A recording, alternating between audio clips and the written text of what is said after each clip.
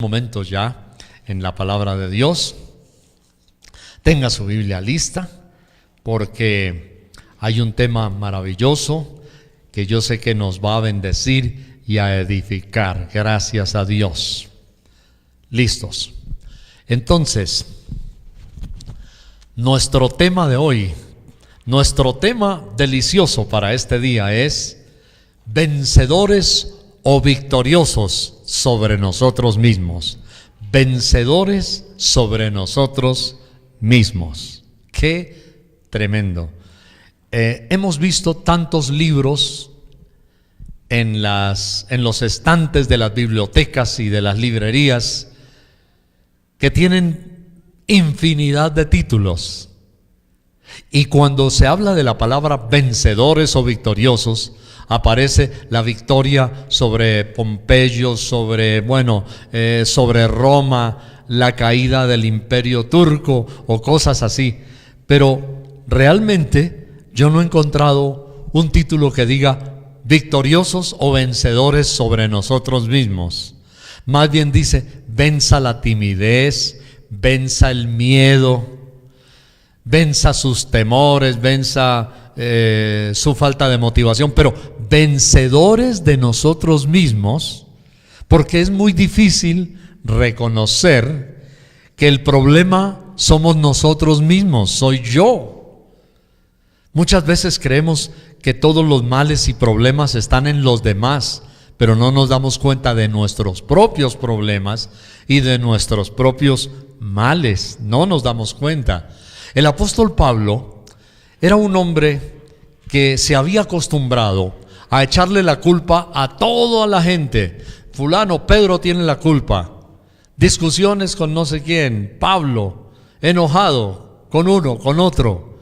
Y hasta una vez escribió, y ahí está en la Biblia, el apóstol Pablo dijo, he hallado, dijo el apóstol Pablo, que el mal está en mí. Uy, qué frase, wow. Era una frase difícil, pero la dijo Pablo. He encontrado este problema, dijo el apóstol Pablo, que el mal está en mí. Muy difícil para que una persona pueda llegar a reconocer y decir, el mal está en mí. Es lo que los psicólogos llaman la mirada introspectiva. ¿Recuerda eso? La mirada introspectiva, mirar hacia adentro, analizarse, autoanálisis personal. Entonces Pablo dijo, hallo esta ley o este problema, el mal está en mí. Bueno, el Señor Jesús desea que todos nosotros seamos personas victoriosas, es decir, conquistadores, y que sepamos sobreponernos a nuestros problemas, pero también que nos sepamos sobreponer a nosotros mismos. Dios llamó, por ejemplo, para tomar algunos casos, modelos, a Josué, un hombre líder del pueblo de Israel en el Antiguo Testamento, y Dios lo llamó para conquistar, para tomar posesión de una tierra que estaba en manos de otros. Y Josué lo pudo realizar, pero también Josué tenía sus miedos, sus temores. Josué se había convertido él mismo en una amenaza para sí mismo, que le impedía poder tomar posesión de la tierra que Dios le había llamado a conquistar. Y por eso fue que Dios le tuvo que decir a Josué, no temas ni desmayes. Le dijo el Señor a Josué, no temas ni desmayes, yo iré contigo. Se lo dijo también varias veces a otros hombres como Moisés, que tenía que vencer sus propios miedos, o mejor, vencerse a sí mismo. Y a Josué el Señor le dijo, solamente que te esfuerces y seas muy valiente. Entonces, Dios también, y tenemos otros casos, Dios también llamó a Moisés. Dios te llama a ti. para vencerte a ti mismo y para vencer los obstáculos, las adversidades y para cumplir el propósito que Dios te ha enseñado. Y así como lo hizo Josué, debemos aprender también nosotros mismos a poner la planta de nuestros pies sobre las dificultades. Pero tenemos que aprender a poner la planta de nuestros pies sobre nosotros mismos. En la Biblia encontramos muchas exhortaciones a personajes a los cuales Dios le dijo que eran altivos, que eran soberbios, que eran iracundos. David tuvo que tomar posesión y él mismo clamó y delante de Dios se arrodilló y David dijo: Señor, por favor, libra a tu siervo de sus iras. Tremendo. Libra a tu siervo de sus iras. David reconocía, y es verdad, David era un hombre impulsivo, David era un hombre iracundo, David era un hombre que cuando se salía de los chiros perdía el control. ¿Y qué diremos de Moisés? Se dice que Moisés era de un temperamento flemático, pero raro. Algunos psicólogos dicen que una persona puede tener temperamentos combinados. Y Moisés era un hombre flemático, a veces demoraba en tomar decisiones, tenía una capacidad de análisis de los problemas muy lento, contrario a lo que sucedía a David. Pero Moisés parece que tenía también la combinación del flemático con el colérico. Y cuando se le saltaba la chispa, como decimos en Colombia, ay, ay, ay, ténganle miedo a Moisés. Porque cuando vio que un egipcio maltrataba a uno de sus hermanos, nos dice la Biblia, Moisés se encendió en ira, perdió el control, se le fue encima al egipcio y lo golpeó tantas repetidas veces hasta que lo mató. Y cuando el hombre egipcio había perdido el sentido y estaba en el suelo, eso creía Moisés, que estaba sin sentido, lo revolcaba y le decía: oiga, egipcio, levántese, no es para tanto. Cuando se dio cuenta dijo: ay, este hombre está muerto, ay, Dios mío, lo maté. ¿Qué hizo Moisés? Lo que hacen muchos criminales hoy: agarró el cadáver del egipcio, lo sacudió, no reaccionó, se lo llevó Moisés y por allá buscó, hizo una fosa y lo enterró. Pero alguien se estaba dando cuenta y era uno de sus propios hermanos del pueblo de Israel, que después le echó en cara y le dijo: Moisés, ¿tú me quieres matar a mí como mataste al egipcio ayer, al que le diste la paliza y lo has enterrado? ¡Wow! Y qué cosa tan tremenda, oiga. Entonces, Moisés, en medio de su crisis, buscado por el faraón, con un cartel de proscrito, se busca recompensa, le tocó a Moisés comenzar a huir. ¡Qué bárbaro! Pobre Moisés. Vencedores sobre sí mismos, conquistadores sobre sí mismos. Eso le costó a Moisés. Eso le ayudó a Moisés a mirar hacia adentro, a humillarse y a decir: Dios, ayúdame por favor. ¿Qué me pasa? Que yo no me puedo controlar. Entonces Moisés tuvo que humillarse y entregarle a Dios sus debilidades y entregarle sus iras, como lo hizo también David. Encontramos que Josué llegó a ser un hombre, y hay varias áreas interesantes. Dos de ellas, las más importantes: el área espiritual y el área material, pero también el área familiar.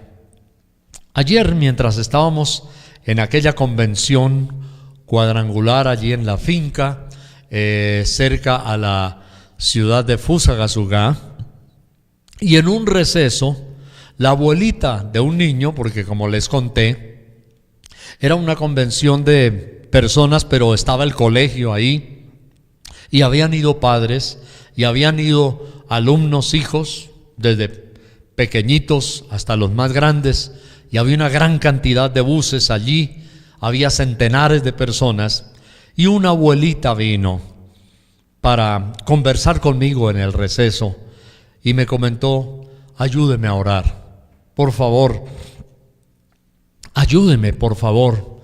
¿Qué pasa? Me dijo: mi nietecito va a cumplir 10 añitos, tiene 9 años de edad, va a cumplir 10 y están que lo echan del colegio. Ya tiene ultimátum, los profesores ya casi no quieren saber nada de él. Y dijo: y el problema es que la mamá y el papá se separaron. La mamá vive por allá en Barranquilla, el papá está, dijo, en Bogotá, pero el papá tiene otra mujer y ya tiene un hijo con la otra mujer. Y dice: yo trato a mi nietecito con amor, con ternura. Dijo: pero él es una persona dura y es rebelde, no se le puede controlar, ni con disciplina ni sin disciplina. Dijo: y esta mañana, antes de salir los buses para este lugar, el papá le dio una tremenda paliza al niño antes de venirse. No obedece, no respeta, no reacciona. Y dice: pues conmigo, aunque yo también lo trato con amor y con dulzura y trato de suplir esa falta afectiva, pero el niño es un niño terrible. Y uno medita y piensa: ¿cuántos niños así como ese toman cualquier alternativa, un desahogo, una manera de llenar sus vacíos afectivos? Una de ellas es manifestando ese tipo de rebelión. Otros pueden llegar a caer temprano en la drogadicción. Algunos se refugian en las redes sociales y el problema de las tablets y los celulares y de los juegos electrónicos, y pueden pasar horas y horas y horas allí tratando de llenar esos vacíos. Y entonces se convierten en niños iracundos, desilusionados y tristes. Esta semana estaba haciendo un comentario de una psicóloga llamada Gloria en el internet, en el Facebook, y la señora dice, más o menos resumiendo lo que ella dice y lo que yo escribí, dice: ¿qué problema con los niños que tengan que entrar al colegio y hay que levantarlos a las 4:30 de la mañana para que la ruta los recoja a las 5 o 5:30? Y dice: los niños están sufriendo. ¿Dónde se inventaron, dice esta psicóloga, los problemas de la cantidad de niños que yo tengo que tratar, y también con los padres? Niños que se levantan llorando y dicen: mami, ¿por qué yo tengo que ir a estudiar de noche? Claro, dice ella, 4:30 de la mañana, estarlos levantando. Y dice: desde el momento de la levantada, dice la psicóloga, ya hay un conflicto terrible familiar. ¿Por qué no te apuras? ¿Por qué no colaboras? ¿Por qué tal cosa? Dice: regaños y a veces casi insultos del papá o de la mamá. Tómate ese desayuno. Mami, no tengo hambre. Mami, quiero dormir otro ratico. Terrible. Entonces dice, se está creando un problema que un niño, en lugar de ir con agrado a un lugar donde va a estudiar, es el centro del conflicto y que terminan todos estresados. El papá o la mamá, y dice la psicóloga, peor si hay 2 o 3 niños en la casa, es algo terrible y espantoso. El ambiente que se forma en la casa para levantarse no es un ambiente de alegría, es un ambiente de amargura, de frustración, de dolor. Y en esas condiciones los niños tienen que ir a estudiar. Y están levantándose así y llegan a veces a la casa y no tienen buen sueño, y entonces están incontrolables, irascibles, llenos de mal genio, resentidos con su familia, porque las primeras palabras de la mañana, si hay alguna dulce para despertarlos, inmediatamente se convierten en otra aflicción. ¿Por qué no colaboras? Muévete, mira que se hizo tarde, mira que el bus va a llegar.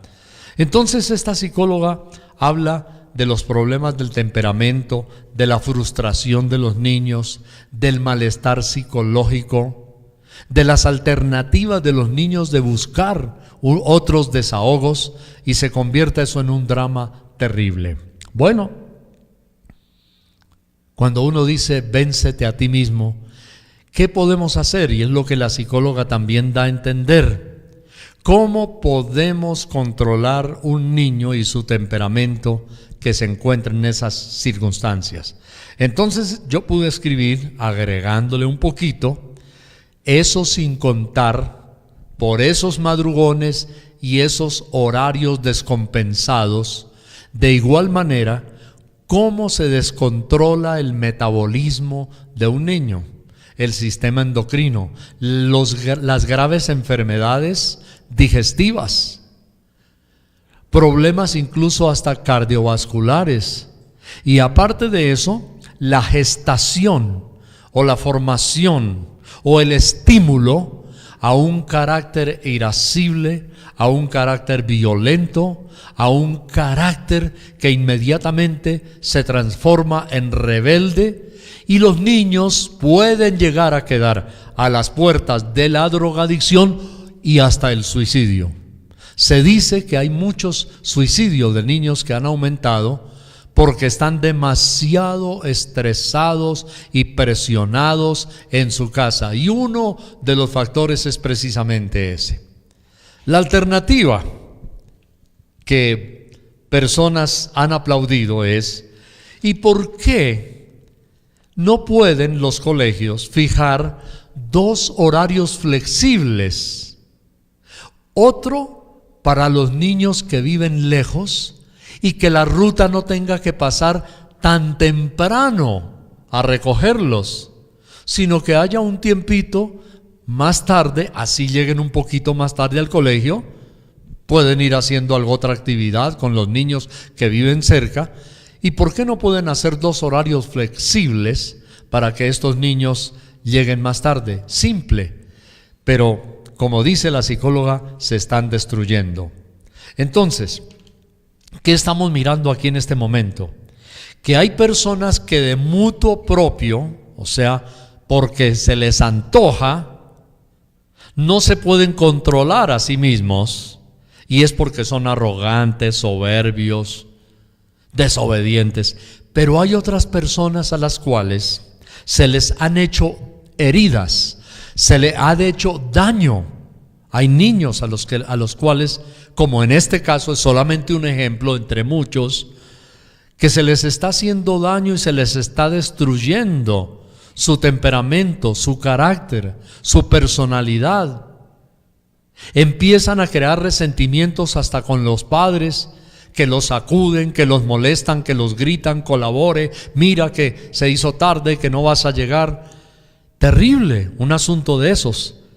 Entonces, el niño o al niño se le está destruyendo su personalidad y su carácter. Se le está destruyendo, y ese niño es un niño prevenido, es un niño siempre listo a sacar las garras y a desobedecer.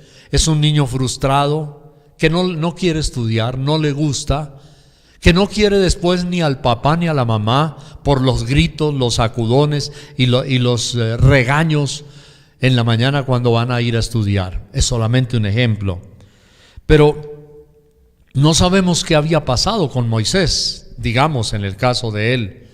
Reconoce más tarde Moisés que era un hombre iracundo, sin control, se humilla a Dios, y la Biblia dice que Moisés fue hallado el hombre más manso que había sobre la tierra. ¡Guau! ¿Qué pasó con Moisés? Moisés se humilló a Dios. Moisés entregó su alma y su corazón a Dios y le dijo: Señor, perdóname, Señor, cámbiame, Señor, ayúdame. Y a Moisés se le revelaron, el pueblo de Israel se le reveló muchas veces en el desierto, y le hicieron reclamos y le dijeron: Moisés, vamos a nombrar un líder, o nómbranos tú uno y nos vamos a regresar, porque preferimos estar en Egipto, en la esclavitud y comiendo lavaza y cosas sucias, y que nos den palo y nos tengan en cadenas, que este desierto. Eso le dijeron a Moisés. Entonces Dios le dijo a Moisés, mire qué interesante, Dios le dijo a Moisés: Moisés, apártate, hazte a un lado, le dijo Dios a Moisés, porque voy a destruir a este pueblo rebelde, contradictor, de mal genio, que tú sacaste de la tierra de Egipto. Antes, cuando Moisés mató al egipcio, Moisés hubiera podido decir: bravo, bravo, Señor, eso estaba esperando que dijeras, que los vas a destruir. Con gusto, Señor, me hago a un lado, que caiga fuego del cielo, destrúyelos, mátalos, Dios. Así hubiera sido Moisés en el cascarón antiguo. Pero el Moisés que ya había aprendido a tener victoria sobre sí mismo, sobre su carácter, sobre su temperamento, el hombre que aprendió a ser humilde, el hombre que aprendió a ser compasivo, misericordioso, perdonador, en lugar de hacerse a un lado y frotarse las manos: Señor, mátalos, bien hecho, lo tienen merecido. En lugar de hacer eso, Moisés se interpuso una vez más, levantó sus brazos entre el pueblo y Dios y clamó al Señor. Y le dijo: Dios, por favor, no los mates. Ten misericordia de tu pueblo. Señor, ellos van a cambiar. Déjame, Señor. Perdónalos, Dios. Ten misericordia de tu pueblo. Y cuando uno ve eso, dice: qué gallardía la de Moisés. Dios queriendo castigar a esa gente perversa y maldiciente, y Moisés interponiéndose, y dijo: no, Señor, espera, dales otro tiempito, ellos se arrepienten. Señor, ten misericordia de tu pueblo. ¡Wow! Es casi un caso único en la Biblia, que una persona se interponga entre un pueblo malvado y Dios para decir: Señor, no los destruyas. Ahí vemos nosotros la gallardía de Moisés, pero veo algo también impresionante, y es el respeto de Dios por sus criaturas. Dios no tenía que pedirle permiso a nadie. Dios simplemente es Dios. Él es soberano de los reyes de la tierra. Dios tiene toda la autoridad y todo el dominio y la soberanía. Con Moisés o sin Moisés, Dios hubiera podido decir: Moisés, voy a destruir este pueblo, ya. Pero Moisés, podemos ser respetuosos con Dios y atrevernos a decir que casi Dios le pide permiso a Moisés para castigar al pueblo. ¿Y sabe por qué? Dios, y esto es ejemplar, qué Dios tan glorioso y grande el que tenemos, qué gallardía la de Moisés, pero qué Dios que, habiéndole dado autoridad a Moisés sobre el pueblo, Dios siendo Dios, respeta la autoridad que Él mismo había delegado y que Él mismo había establecido. Dos cosas: Dios había delegado autoridad y Dios había establecido autoridad. Y Dios respeta la autoridad que Él mismo ha delegado y le dice a Moisés: Moisés, siervo mío, por favor, hazte a un lado y yo voy a castigar a este pueblo. Pero, qué tremendo, Moisés dice: Señor, ten misericordia de este pueblo. No lo castigues, Señor, ten misericordia de ellos. El área espiritual de Moisés había sido tratada. Moisés, resumimos, fue un hombre espiritual. Su carácter fue modelado por Dios. Moisés llegó a vencer tentaciones. Moisés vivió y aprendió a vivir por encima de las circunstancias. Moisés llegó a tener una comunión permanente con Dios. Y Josué fue también un hombre espiritual. Josué acompañó a Moisés en el ayuno de 40 días que aparece en Éxodo 24:13. Ahí estuvo Josué ayunando con Moisés. Antes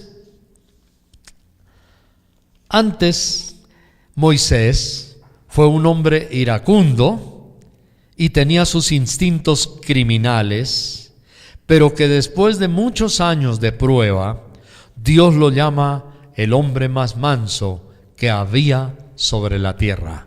Números capítulo 12 y versículo 13. Vamos a mirar la Biblia allí en Números. Sí, Números, el capítulo 12 y el versículo 13. No es mentira, es Dios mismo el que lo está diciendo y declara de la siguiente manera, Números 12:13.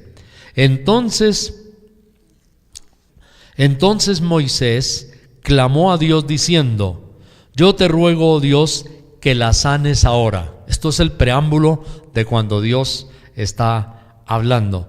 Y era para que sanara a su hermana que había hablado mal de Moisés, que se había rebelado contra Moisés. Versículo 14, respondió Dios a Moisés: pues si su padre hubiera escupido en su rostro, ¿no se avergonzaría por 7 días? Sea echada fuera del campamento por 7 días y después volverá a la congregación. Así María fue echada del campamento 7 días. El pueblo no pasó adelante hasta que se reunió María con ellos. Tremendo. Pero aquí mismo encontramos que María, siendo hermana de Moisés, había hablado mal contra su hermano. Entonces encontramos que Dios dice en el versículo 3: y aquel varón Moisés era muy manso, más que todos los hombres que había sobre la tierra. Eso es lo que declara la palabra de Dios. Lo vuelvo a repetir. 12:3 dice: y aquel varón Moisés era muy manso, más que todos los hombres que había sobre la tierra.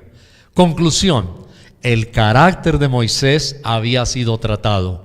Ya no era el mismo que había matado al egipcio. Moisés era muy manso, más que todos los hombres que había sobre la tierra. Y cuando uno aprende a ser vencedor de sí mismo, Dios le ayuda a ser vencedor en todas las demás áreas de la vida. Miremos ahora, ya no el área espiritual y personal, pero el área material. Por ejemplo, en Josué capítulo 1 y los versículos 2 al 5. Vamos rápidamente allí a Josué, el capítulo 1 y los versículos 2 al 5. Veamos lo que dice la Biblia ahí. Josué 1, 2 al 5 dice lo siguiente: mi siervo Moisés ha muerto. Ahora pues, levántate, Josué, y pasa este Jordán, tú y todo este pueblo, a la tierra que yo les doy a los hijos de Israel.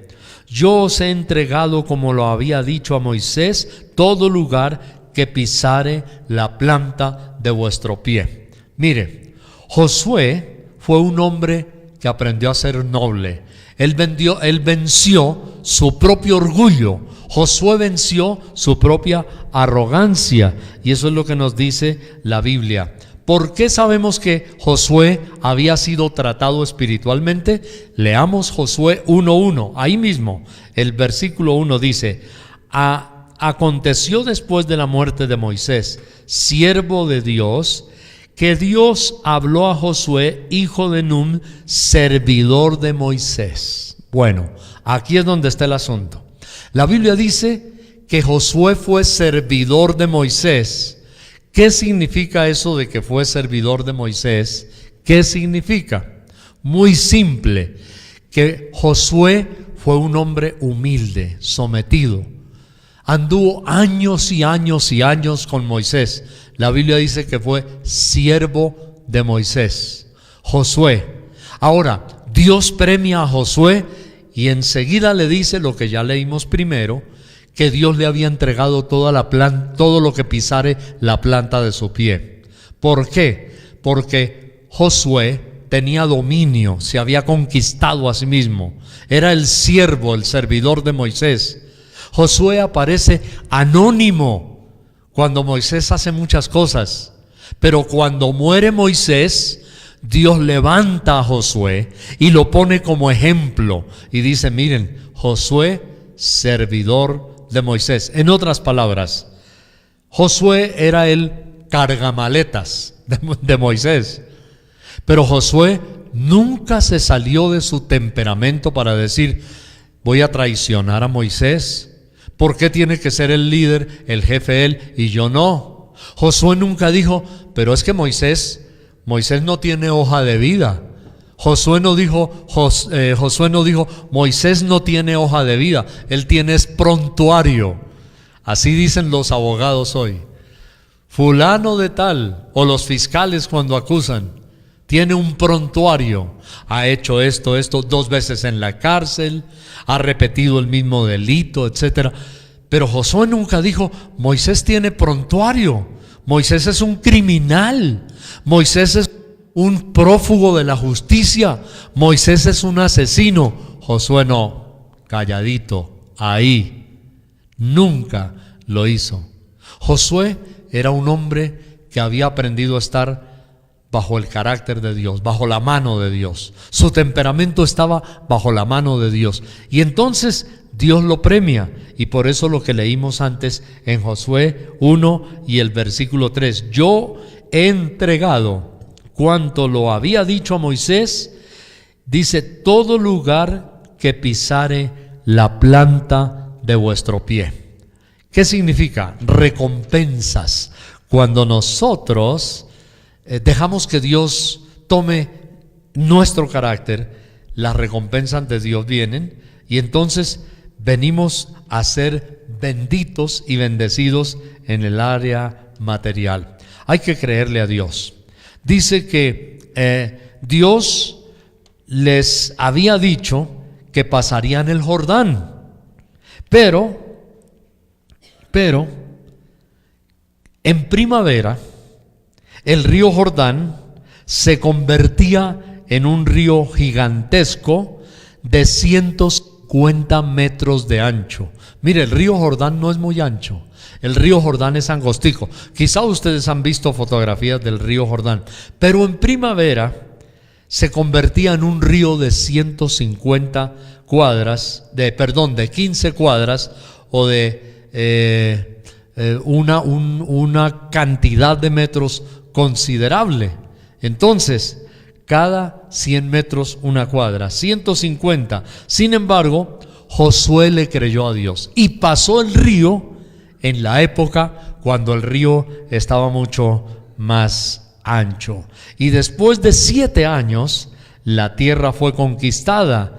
Indica que todo no fue muy fácil, pero que Dios les dio la victoria. Y terminamos hoy con algo también muy lindo y muy interesante.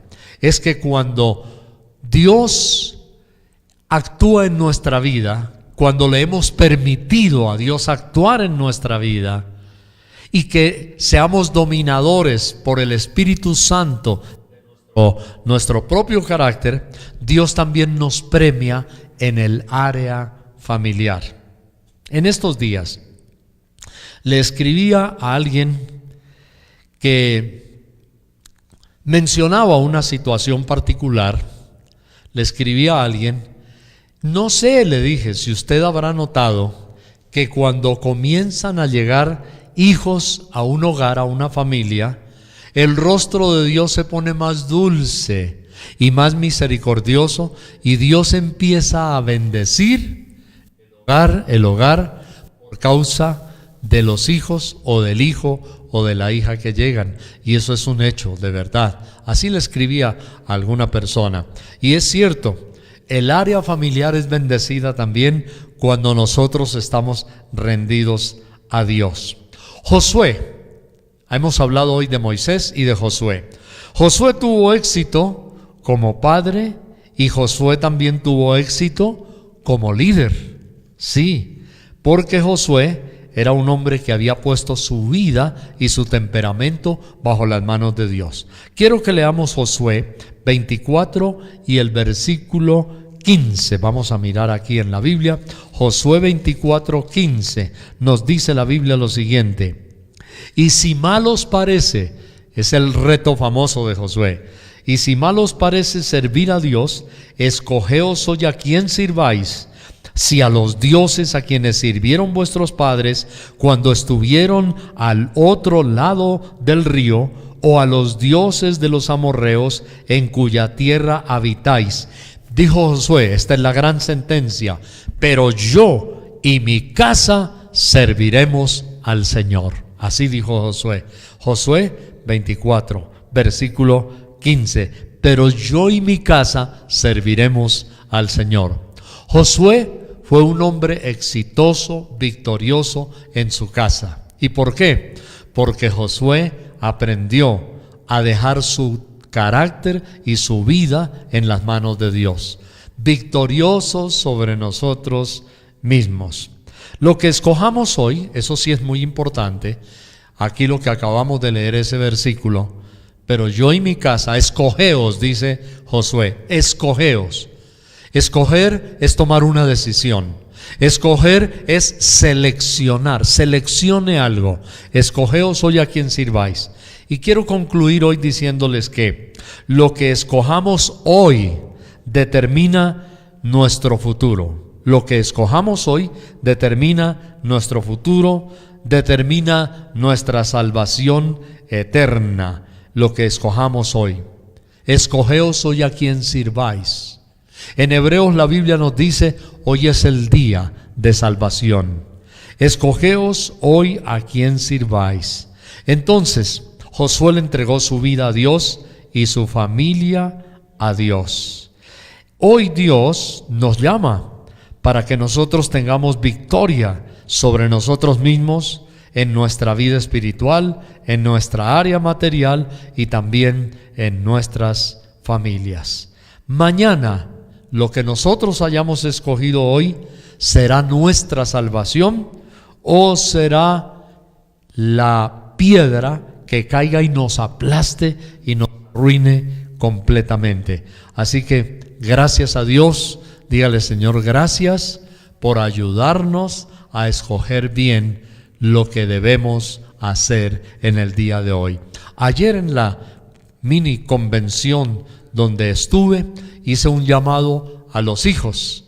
Había niños de aquel gran colegio, pero había también jovencitos de 13, 15, 16, 17 años, y les invité a perdonar a sus padres que cuando niños los hirieron, los fatigaron, los fustigaron, los molestaron y les hicieron daño, muchas veces con circunstancias como la que acabamos de mencionar, tan simple como el horario de entrada y tener que madrugar a las 4 de la mañana.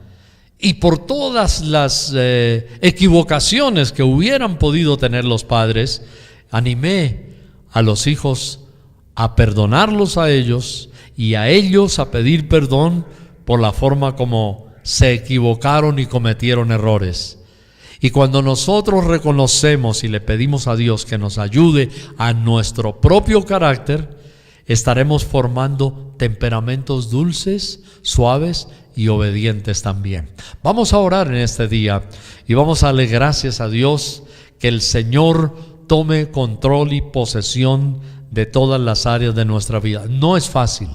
A veces es fácil controlar a otros, pero no podernos controlar nosotros mismos. Así que oremos al Señor.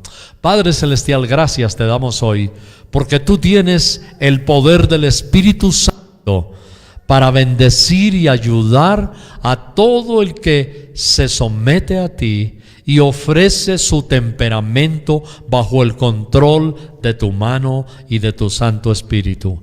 Te rogamos, Dios, que obres en esta área con el poder de tu Espíritu Santo y da, Señor, un corazón compasivo para disciplinar, un corazón tierno para exhortar, un corazón amable para exigir aún de las personas que llegan a estar bajo nuestra autoridad. En el nombre de Jesucristo, gracias, Señor. Amén. Amén. Muy bien, gracias a Dios. Entonces, en este día, vamos con la ayuda del Señor